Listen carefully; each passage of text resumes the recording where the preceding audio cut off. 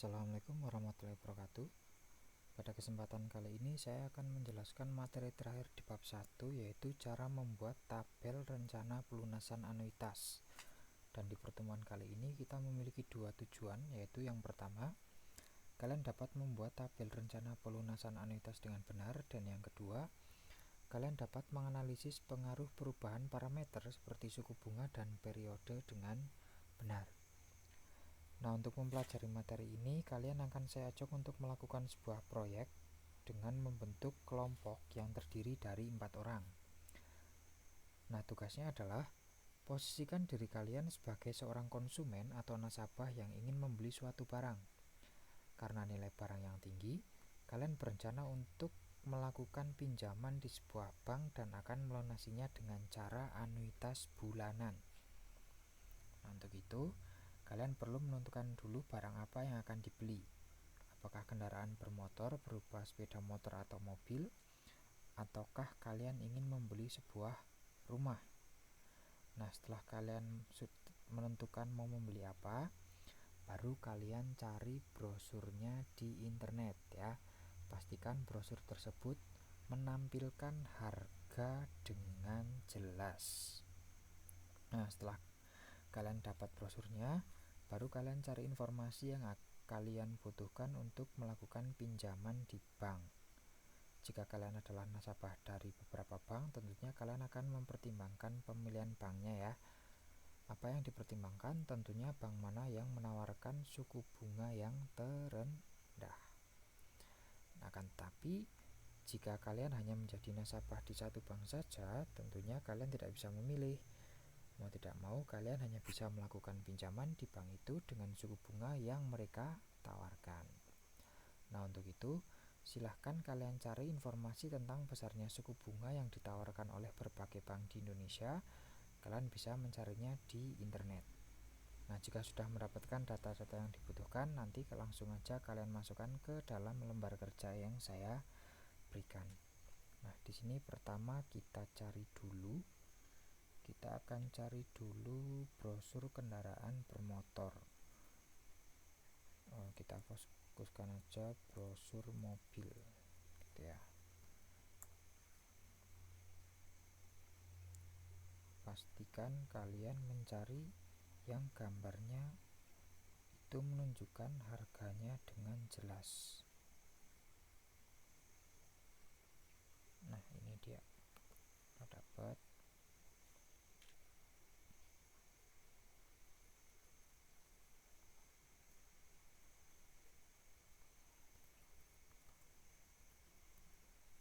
Brosur mobil. Nah, kemudian setelah kita dapat brosur kendaraannya, kita cari bunga pinjaman di bank yang kita inginkan. Kalau di sini saya contohkan mau pinjam di Bank BRI ya. Kita cari informasi tentang suku bunga yang ditawarkan oleh Bank BRI.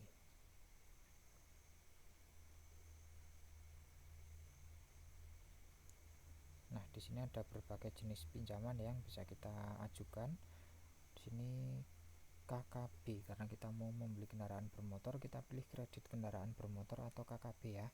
Di sini untuk mobil bekas dan baru, itu untuk mobil baru dari 3,6% sampai 6,3%. Untuk mobil bekas dari 4,99% sampai 6,65%. Di mana plafonnya atau batasannya bisa dimulai dari 100 juta sampai dengan 5 miliar rupiah. Nah, dari sini kita tidak bisa melihat bunga pastinya berapa, kita cari lagi informasi di bawahnya. Nah, di sini ada keterangan ya. Suku bunga pinjaman Bank BRI per bulan antara lain untuk KUR itu 0,41% flat per bulan. Nah, di sini yang kita butuhkan adalah KKB mobil bekas dan baru. Ini ya. Nilainya adalah 4,75% per bulan. Ini khusus untuk mobil baru saja. Kebetulan di brosur yang tadi kita mau membeli mobil baru, berarti di sini kita sudah memperoleh besar bunganya adalah 4,75%. Ya, langsung aja kita masuk ke lembar kerjanya. Nanti di sini lembar kerjanya kalian masukkan nama anggotanya ya, anggota satunya siapa, anggota 2 siapa, anggota 3 siapa, dan anggota 4-nya siapa. Nah, kemudian selanjutnya silahkan kalian masukkan brosur yang tadi sudah kalian download.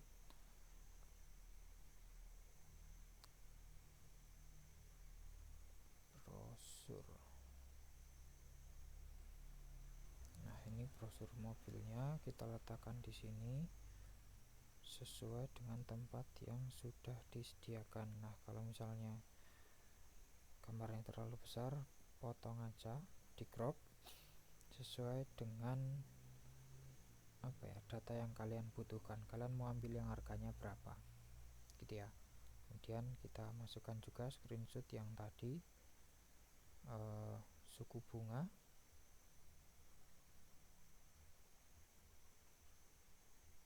Di sini 4,75% ya.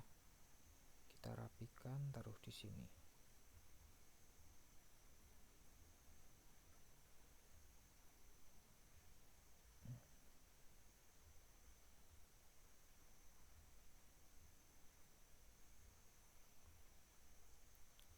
Nah, untuk mobilnya saya mau ambil yang tipe tertinggi. Di sini harganya Rp272.983.000. 272.983.000 dengan bunga 4,75%, dan periodenya saya ambil 3 tahun, berarti kalau dibuat bulan menjadi 36 bulan. Nah, yang ditanyakan di sini ada anuitas dan anuitas yang dibulatkan ratusan ribu ke atas. Nanti kalian bisa aja bulatkan ratusan ribu ke bawah ya, bebas mau bulatkan ke atas atau ke bawah. Kemudian yang kedua, membuat tabel rencana pelunasan anuitas. Yang ketiga, anuitas terakhir dan total bunga. Dan yang keempat, apa yang terjadi jika suku bunga dan atau periode pinjamannya berubah. Nah, pertama kita cari dulu anuitasnya. Seperti yang kalian tahu, anuitas itu kan kita peroleh dari mengalihkan modal dengan suku bunga ya. Modal kali suku bunga tutup kurung dibagi dengan kurung buka 1 kurangi 1 plus suku bunga kurung tutup pangkat dengan negatif dari periode pelunasannya. Nah, kurungnya sampai warna hitam ya, 3 kali ini. Nah, di sini anuitas bulanannya adalah 15.971.362,9 rupiah. Nah, kita bulatkan ke atas pakai rumus Sailing. Ini kita pilih yang tadi hasil anuitasnya, kemudian titik koma, karena bulatkan 100.000 ke atas berarti 100.000.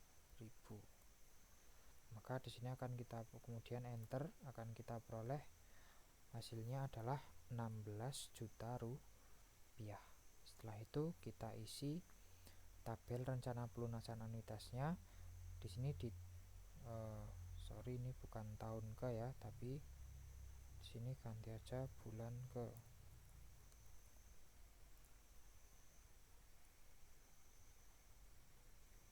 Pinjaman awalnya itu sama dengan jumlah sama dengan harga mobilnya ya. Kemudian untuk bunga itu sama dengan di sini pinjaman awal periode kita kalikan dengan suku bunga. Nah, suku bunganya ini kita kasih lambang dolar supaya nanti kalau rumusnya kita copy, suku bunganya tidak ngambil dari sel-sel yang lain. Bunganya adalah 12.966.692,5 rupiah. Nah, angsurannya bagaimana? Seperti yang sudah kalian ketahui, anuitas itu kan terdiri angsuran ditambah bunga ya. Berarti kalau misalkan ditanya angsuran, maka tinggal kita kurangi aja di sini anuitasnya kita kasih dolar juga, dikurangi dengan besarnya bunga, kemudian kita enter. Gitu ya. Jadi angsuran pertamanya adalah 3.033.307,5 rupiah. Nah, sisa pinjamannya berapa? Ini tinggal sama dengan pinjaman awal dikurangi dengan angsurannya. Jadi di bulan pertama sisa pinjamannya adalah 269.949.692,5 rupiah. Nah, pinjaman di awal periode kedua itu sama dengan sisa pinjaman di bulan pertama. Gini ya, sama dengan, kemudian bunganya sama dengan ini.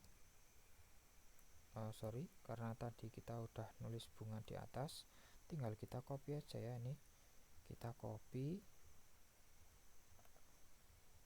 ya, kemudian kita pastekan di sini, maka akan otomatis mengisi bunga, angsuran, dan sisa pinjamannya. Nah, kemudian untuk periode berikutnya tinggal ini kalian copy aja ya, kalian copy, atau bisa kalian juga tarik ini ya, kotak yang ada di sebelah kanan sampai periode terakhir, karena di sini 3 tahun berarti sampai 36. Nah, di sini itu kan hasilnya di sini ada minus ya, padahal seharusnya untuk akhir tahun ketiga itu di sini sudah menghasilkan angka 0. Nah, kenapa kok di sini negatif 2.601.763,25 rupiah? Nah, karena di sini tadi kita pembulatannya kan ke atas ya, artinya kita mengalami kelebihan bayar di akhir tahun, akhir bulan ke-35 itu sisa pinjamannya tinggal 12.790.679,47 rupiah. Nah, dari pinjaman ini dengan angsuran 15 juta itu kita mengalami kelebihan bayar sebanyak 2.601.763,25 rupiah. Jadi seharusnya di sini pinjamannya berapa? Di sini harusnya angsurannya berapa? Ya, harusnya angsurannya di sini itu sama dengan yang ini ya. Kalian sama dengan kan aja, sama dengan jumlah ini ya. Nah, sehingga di bulan terakhirnya itu sisa pinjamannya sudah tidak ada. Kemudian kita lanjutkan ke anuitas terakhir. Nah, nilai anuitas terakhirnya berapa? Tinggal kalian sama dengan kan aja. Ini ditambah dengan ini. Itu ya. Kemudian kita enter. Nah, total bunganya berapa? Kita sama dengan aja. Kemudian kita tulis sum kurung buka. Kemudian kita blok dari atas sampai bawah. Nanti akan langsung ketemu total bunganya berapa. Nah, ternyata bunganya banyak sekali. Dalam waktu 3 tahun itu bunganya adalah 300.415.236,75 rupiah. Itu lebih banyak daripada jumlah pinjaman yang kita ajukan di bank. Pinjamannya aja cuma 272 juta. Di sini bunganya totalnya setelah 3 tahun itu adalah 300 juta rupiah. Nah, jadi nanti yang mau melakukan pinjaman di bank silahkan pikir-pikir dulu ya. Kemudian nanti untuk pengaruh perubahan parameter di sini tidak akan saya jelaskan, nanti kalian cari sendiri, kalian selidiki sendiri ya, pengaruhnya apa kalau kita mengubah besarnya bunga atau periode pinjamannya ya. Nah, nanti yang kalian ubah bisa kalian tuliskan di sini ya, di sheet yang kedua, di pengaruh perubahan parameter. Nah, di sini yang kalian isikan apa? Yang kalian isikan itu tinggal kalian ubah aja di sini suku bunga sama periodenya. Bisa salah satu atau dua-duanya. Ya. Kalau mau coba dua-duanya lebih bagus, nanti akan menjadi nilai tambah untuk tugas kalian. Untuk modal pinjamannya sama ya, sama dengan yang di sini. Kalau misalkan tadi di sini modalnya 272, 983, ya di sini juga sama. Gitu ya. Tinggal kalian ganti aja suku bunga dan periodenya. Gitu ya.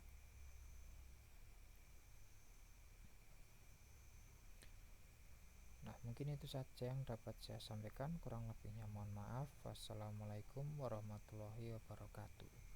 Selamat bekerja.